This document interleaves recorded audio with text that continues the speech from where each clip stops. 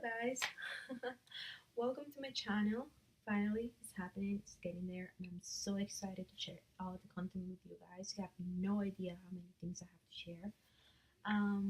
So yeah, this is going to be a review of my experience of the Ambitions tour. I'm actually wearing the merch right now, which is great. I had actually VIP, so I'm gonna walk you through the entire process of how it went down, and I hope you guys like it and enjoy it. It's literally my opinion from my perspective, and most of it is actually really positive. So, by the time we actually got there, there was a small line, and I actually went to the front to ask, hey, is this for the VIP? And the response that I got at 12:30 was, we all mixed up. So they haven't separated VIP to general admission. I have been going to concerts for the past 3.5 years. So, and I always get VIP. So I know for a fact that usually to tell you to be there at 2, that means from 11 all the way to 2 o'clock, they're supposed to separate both lines. Okay, I ended up getting in line, and the girls were really fine at that point. Everyone was really happy, really excited. I made friends with this girl that was obsessed with 1OK Rock, which is great though. She actually got to see them the day before that. On Friday, I actually went for the Saturday one. They had a 2-day concert. And up to there, it was a really great experience. So, a good 45 minutes of being waiting in line, a guy from the PlayStation Theater comes out and randomly yells, if you have VIP, make sure you raise your hand. Obviously, they're all looking at each other, they're all confused, we don't know how to get out of the line, so it was really stressful to do so. People in front of us were pissed off that we got to go in the front because they were being waiting there for longer, and it was just a hot mess. Got everyone in a bad mood really fast. And you know what? Hey, how about next time you go around asking nicely, hey, if you have VIP and you were here first, how about you get to the front of the line instead of just pushing everyone that is running around trying to be at the front in order to go and make the line in the other side of the building. No cool. We were there for about a good 30 minutes, I would say. And then this lady, she was super nice, super sweet, so shout out to her. She went outside and she started asking for our names. If you have ever known about VIP, you need to put your name and bring your ID in order to match it to the ticket. If not, you won't be let in. Also, if you try to buy VIP tickets and then you try to resell them, it loses the VIP because of that reason. So don't be a jerk and don't be an asshole and don't mind the VIP if you are trying to transfer it over. Or unless you are comfortable but taking a photo of your ID and giving it to someone else. Okay, so at that point, no sashing. Okay, so at that point, I remember that she went around checking everyone's ID. This girl didn't have her ID, so she had to call her mom. She was kind of crying over it, and I felt so bad for her. I'm pretty sure we all did. And then they gave us this. As you guys can tell, it says 1OK Rock Ambitions World Tour 2017. Photo of the boys, VIP, and on the back of it, it has all the dates of it. They told us to specifically wear this. The moment that we decided not to wear it, we were gonna be kicked out of the venue, pretty much. So, waited. Say hi. Where are we, Rubio? Okay, Rob. We just met the guys, right? Yeah. They were so sweet. They were so sweet. I'm still shaking a little bit. I'll be fine. So we got here around what time? Around like 2:30. We've been waiting for more than 3 hours? Yeah. So it's great.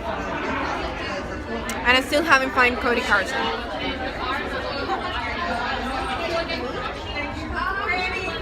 Alright guys. Okay, so we're back. The wait for the concert wasn't that bad at all. We did get early access, meaning that we got to pick our spots on stage. Obviously, they always tell you, don't run. You have the one girl that runs, they yell at all of us. After say one person can fuck it up for everyone. After that entire drama with security, making sure no one ran to the gate, um, we ended up being on the left side of the stage, which it was a great view, actually.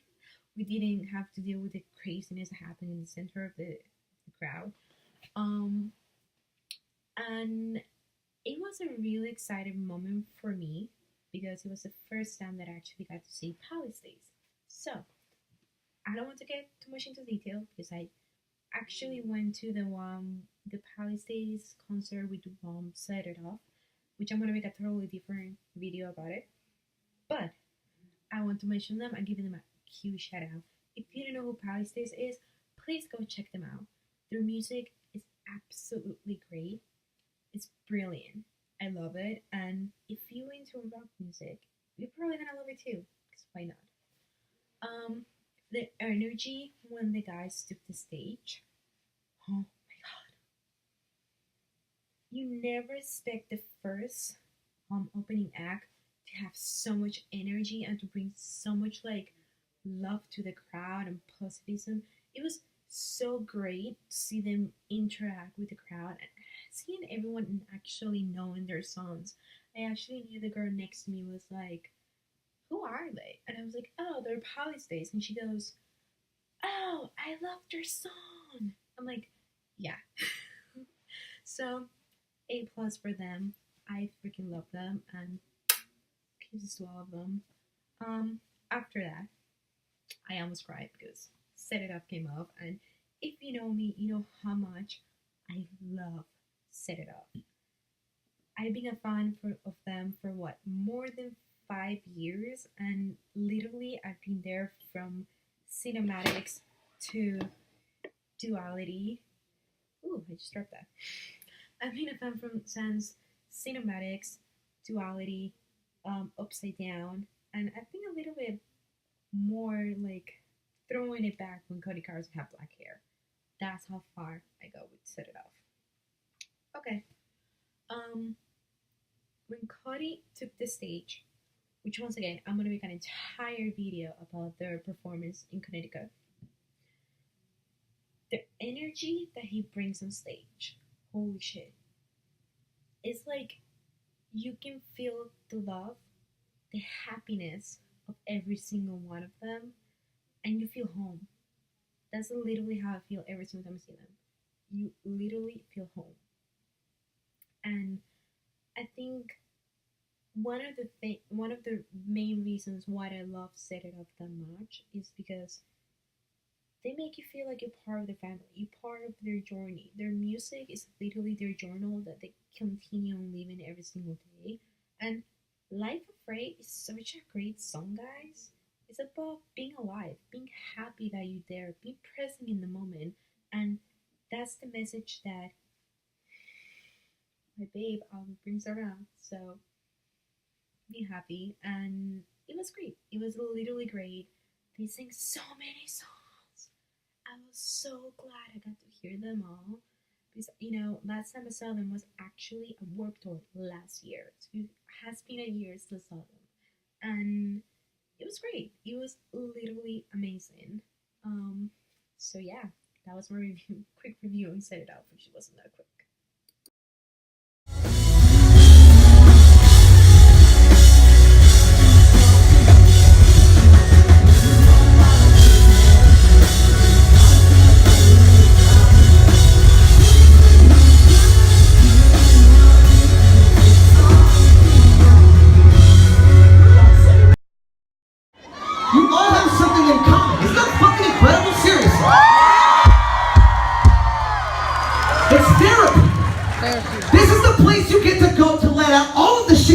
true. Things you cannot talk about. This is our platform. You help us just as much, I swear to you. I feel fantastic right now. Thank you. Why don't we keep those vibes up, shall we?